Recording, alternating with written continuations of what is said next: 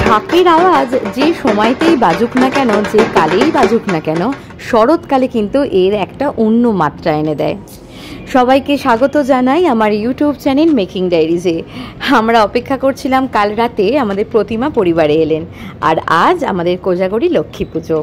সন্ধেবেলা আমরা সবাই মিলে উপস্থিত আমাদের মণ্ডপে। কোজাগরী শব্দটা এসেছে কে জাগর, অর্থাৎ কে জাগে আছো এই বাক্য থেকে।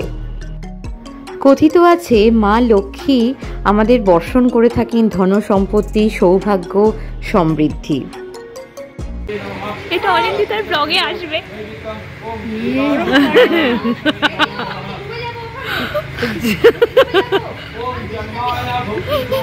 বাহ,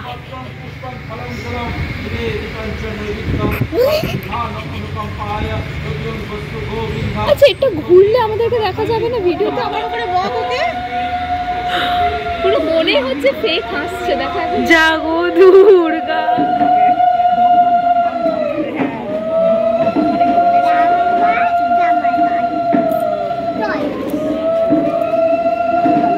এই সময় শরৎকালে নতুন ধানের ফলন হয়। কৃষকেরা প্রাচুর্য এবং সমৃদ্ধির জন্য এই দেবীকে পূজা করে থাকেন। দুর্গাপুজোর পরেই এই কোজাগরী লক্ষ্মী পুজো কিছুটা হলেও দুঃখ লাঘব করে দেয়। এদের তিনজনের ফটো সেশনটা শুধু একবার দেখো। আজকে ঘরে ঘরে সবারই লক্ষ্মী পুজো।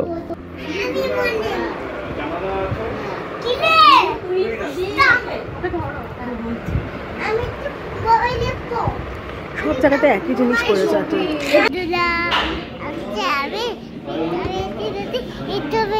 সেরে পাঞ্জাবে।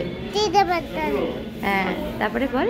তারপরে ওই পাপা হঠাৎ সারপ্রাইজ দিয়েছে। পাপা তারপরে দিয়েছে সারপ্রাইজ। সারপ্রাইজ। এবার তো মনে হচ্ছে রিওর জন্যই একটা আলাদা চ্যানেল খুলে দিতে হবে। ও যেভাবে ক্যামেরা দেখলেই হ্যালো বন্ধুরা বলছে। যাই হোক, আজকে ওর পাপা ওকে নিয়ে গেছে ডিনার ডেটে। সবাই খুব ভালো থেকো, দেখা হবে খুব শিগগিরই। আজকের ব্লগ এখানেই শেষ করলাম।